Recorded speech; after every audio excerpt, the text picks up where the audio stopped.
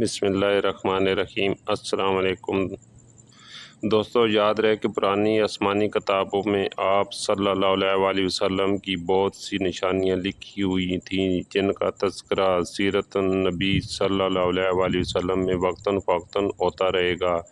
ان نشانیوں کی تفصیل بہت دلچسپ ہے۔ آج کی ویڈیو میں ہم آپ صلی اللہ علیہ وآلہ وسلم کی انہی نشانیوں کے حوالے سے آپ کو ایک عجیب واقعہ سنانے جا رہے ہیں جو آپ صلی اللہ علیہ وآلہ وسلم کے دادا حضرت عبد المطلب کے زمانے کا ہے۔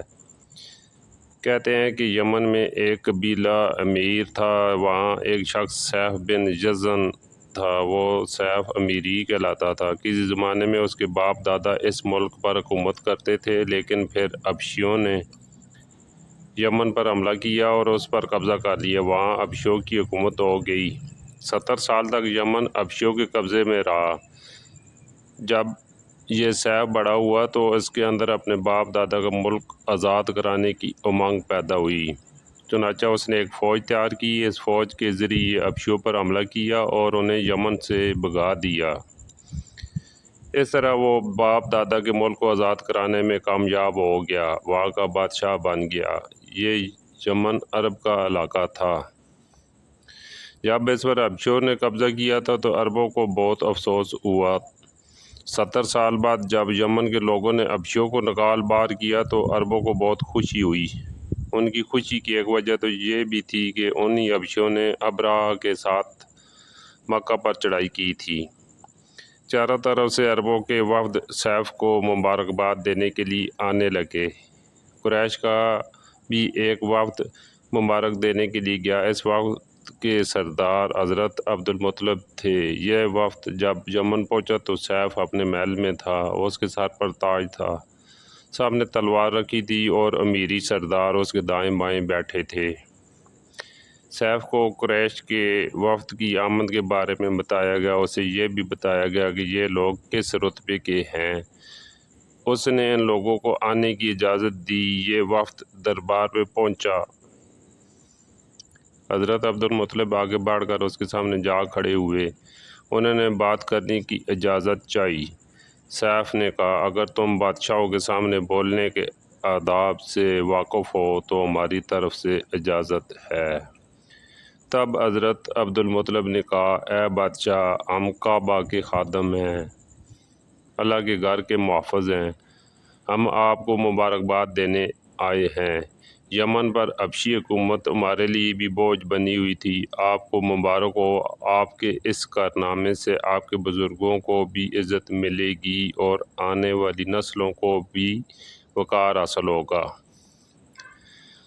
سیف ان کے الفاظ سن کر بہت خوش ہوا۔ بے اختیار بول اٹھا، اے شخص، تم کون ہو؟ کیا نام ہے تمہارا؟ انہوں نے کہا، میرا نام عبد المطلب بن ہاشم ہے۔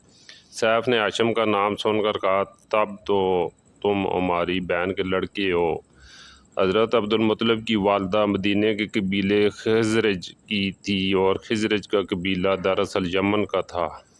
اس لیے سیف نے ہاشم کا نام سن کر کہا، تب تو تم ہماری بہن کے لڑکے ہو۔ پھر اس نے کہا، ہم آپ سب کو خوش آمدید کہتے ہیں اور آپ کے جذبات کی قدر کرتے ہیں۔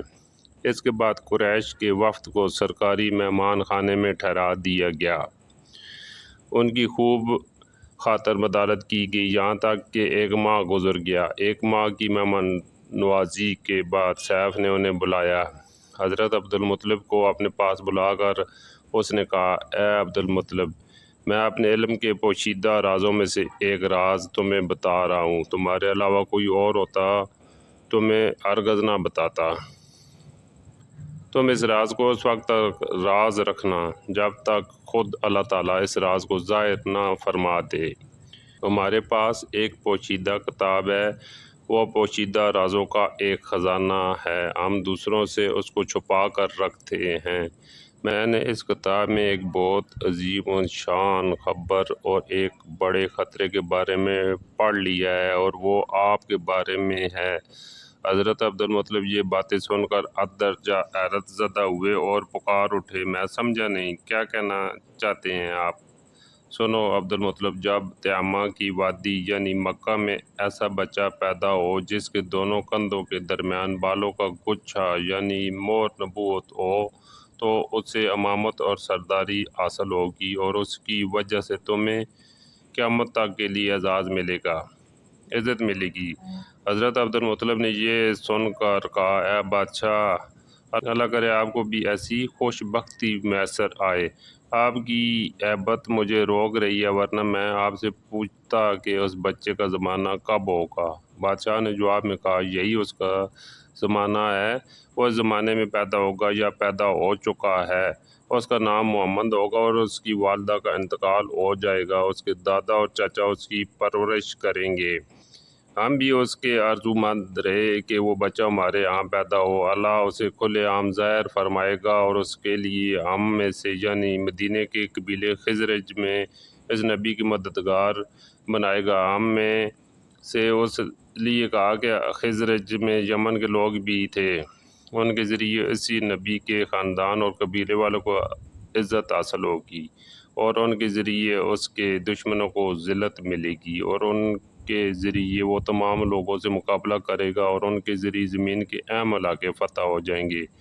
وہ نبی رحمان کی عبادت کرے گا، شیطان کو دھمکائے گا، آتش کدوں کو ٹھنڈا کرے گا یعنی آگ کے پجاریوں کو مٹائے گا، بتوں کو توڑ ڈالے گا۔ بات آخری فرمان ہوگی، اس کے احکام انصاف والے ہوں گے، وہ نیک کاموں کا حکم دے گا، خود بھی ان پر عمل کرے گا، برائیوں سے روکے گا، ان کو مٹایا ڈالے گا۔ حضرت عبد المطلب نے صہیب بن جزن کو دعا دی، پھر کہا، کچھ اور تفصیل بیان کریں؟ بات ڈھکی چھپی ہے اور علامتیں پوشیدہ ہیں، مگر اے عبد المطلب، اس میں شبہ نہیں کہ تم اس کے دادا ہو۔ حضرت عبد المطلب یہ سن کر فوراً سجدے میں گر گئے اور پھر سیف نے ان سے کہا، اپنا سر اٹھاؤ، اپنی پیشانی اونچی کرو اور مجھے بتاؤ جو کچھ میں نے تم سے کہا، کیا تم نے ان میں سے کوئی علامات اپنے ہاں دیکھی ہیں؟ اس پر حضرت عبد المطلب نے کہا، ہاں، میرا ایک بیٹا تھا، میں اسے بہت چاہتا تھا، میں نے ایک شریف اور معزز لڑکی آمنہ بنت وہب عبد المناف سے اس کی شادی کر دی تھی، وہ میری قوم کے انتہائی باعزت خاندان سے تھی۔ اس سے میرے بیٹے کے ہاں ایک لڑکا پیدا ہوا، میں نے اس کا نام محمد رکھا۔ اس بچے کا باپ اور ماں دونوں فوت ہو چکے ہیں، اب میں اس کا چچا ابو طالب اس کی دیکھ بھال کرتے ہیں۔ اب سیف نے ان سے کہا، میں نے تمہیں جو کچھ بتایا ہے وہ اس واقعہ اسی طرح ہے، اب تم اپنے پوتے کی حفاظت کرو، اس سے یہودیوں سے بچائے رکھو، اس لیے کہ وہ اس کے دشمن ہیں۔ یہ اور بات ہے کہ اللہ تعالیٰ ہرگز ان لوگوں کو ان پر قابو نہیں پانے دے گا، اور میں نے جو کچھ آپ کو بتایا اس کا اپنے قبیلے والوں سے ذکر نہ کرنا، مجھے ڈر ہے کہ ان باتوں کی وجہ سے ان لوگوں میں حسد اور جلن نہ پیدا ہو جائے۔ یہ لوگ سوچ سکتے ہیں یہ عزت اور بلندی آخر انہیں کیوں ملنے والی ہے، یہ لوگ ان کے راستے میں رکاوٹیں کھڑی کریں گے، اگر یہ لوگ اس وقت تک زندہ نہ رہے تو ان کی اولادیں یہ کام کریں گی۔ اگر مجھے یہ معلوم نہ ہوتا کہ اس نبی کے ظہور سے پہلے ہی موت مجھے آ لے گی تو میں اپنے اونٹوں کے قافلے کے ساتھ روانہ ہوتا اور ان کی سلطنت کے مرکز یعنی یثرب پہنچتا، کیونکہ میں اس کتاب میں یہ بات پاتا ہوں کہ شہر یثرب ان کی سلطنت کا مرکز ہوگا اور ان کی طاقت کا سرچشمہ ہوگا، ان کی مدد اور نصرت کا ٹھکانہ ہوگا اور ان کی وفات کی جگہ ہوگی اور انہیں دفن بھی یہیں کیا جائے گا۔ اور ہماری کتاب پچھلی علوم سے بری پڑی ہے، مجھے پتہ ہے کہ اگر میں اسی وقت ان کی عظمت کا اعلان کروں تو خود ان کے لیے اور میرے لیے خطرات پیدا ہو جائیں گے۔ یہ ڈر نہ ہوتا تو میں اسی وقت ان کے بارے میں یہ تمام باتیں سب کو بتا دیتا، عربوں کے سامنے ان کی سربلندی اور اونچے رتبے کی داستان سناتا، لیکن میں نے یہ راز تمہیں بتا دیا ہے، تمہارے ساتھیوں میں سے بھی کسی کو نہیں بتایا۔ اس کے بعد اس نے حضرت عبد المطلب کے ساتھیوں کو بلایا، ان میں سے ہر ایک کو 10 حبشی غلام، 10 حبشی باندیاں اور دھاری دار یمنی چادریں، بڑی مقدار میں سونا چاندی، 100 اونٹ اور عنبر کے بھرے ڈبے دیے۔ پھر حضرت عبدالمطلب کو اس سے 10 گنا زیادہ دیا اور بولا سال گزرنے کے بعد میرے پاس ان کی خبر لے کر آنا اور ان کے حالات بتانا۔ لیکن دوستو کہتے ہیں کہ سال گزرنے سے پہلے ہی اس بادشاہ کا انتقال ہو گیا۔ روایت میں آتا ہے کہ حضرت عبدالمطلب اکثر اس بادشاہ کا ذکر کیا کرتے تھے۔ آپ کی عمر 8 سال کی ہوئی تو حضرت عبدالمطلب کا انتقال ہو گیا۔ اس طرح ایک عظیم سرپرست کا ساتھ چھوٹ گیا۔ اس وقت حضرت عبدالمطلب کی عمر 95 سال تھی۔ تاریخ کی بعض کتابوں میں ان کی عمر اس سے بھی زیادہ لکھی ہے۔ کہتے ہیں جس وقت حضرت عبدالمطلب کا انتقال ہوا آپ صلی اللہ علیہ وسلم ان کی چارپائی کے پاس موجود تھے اور آپ رونے لگے۔ روایت کے مطابق عبدالمطلب کو اجرون کے مقام پر ان کے دادا کسی کے پاس دفن کیا گیا۔ مرنے سے پہلے انہوں نے نبی کریم صلی اللہ علیہ وسلم کو اپنے بیٹے ابو طالب کے حوالے کیا۔ اب ابو طالب آپ کے نگران ہوئے۔ انہوں نے بھی آپ سے بے تحاشا محبت ہو گئی۔ ان کے بھائی عباس اور زبیر بھی آپ کا بہت خیال رکھتے تھے۔ پھر زبیر بھی انتقال کر گئے تو آپ کی نگرانی آپ کے چاچا ابو طالب ہی کرتے رہے۔ پیارے دوستوں کہتے ہیں کہ حضرت ابو طالب کو بھی آپ صلی اللہ علیہ وسلم سے انتہائی محبت تھی اور آپ صلی اللہ علیہ وسلم کا آپ بہت خیال فرماتے۔ یعنی نبی کریم صلی اللہ علیہ وسلم کے ساتھ حضرت ابو طالب کی محبت کا تذکرہ ہم اپنی اگلی ویڈیو میں تفصیل کے ساتھ کریں گے، لہٰذا آپ سے گزارش ہے کہ ہماری اگلی ویڈیو بھی آپ ضرور دیکھیں۔ دوستو آپ کو حضرت عبدالمطلب کے بارے میں بتاتے چلیں کہ حضرت عبدالمطلب ابن ہاشم ابن مناف رسول اللہ صلی اللہ علیہ وسلم کے دادا قبیلہ قریش کی بڑی شخصیت اور شہر مکہ کے بزرگوں میں سے تھے۔ روایت کے مطابق حضرت عبدالمطلب یثرب میں پیدا ہوئے اور 7 سال کی عمر میں مکہ تشریف لائے اور وہاں پر سرور آقا قرار پائے۔ حضرت عبدالمطلب قبیلہ قریش میں سے تھے اور حضرت ہاشم کے بیٹے تھے جن سے بنی ہاشم منسوب ہیں۔ آپ کا نسب سب حضرت ابراہیم علیہ السلام تک پہنچتا ہے۔ آپ کی والدہ سلمہ عمرو کی بیٹی بنی نجار خزرج کے قبیلے میں سے تھی۔ یہ گھرانہ رسول اللہ صلی اللہ علیہ وسلم کی مدینہ کی طرف ہجرت کے بعد آپ صلی اللہ علیہ وسلم کے اصحاب میں سے بن گئے۔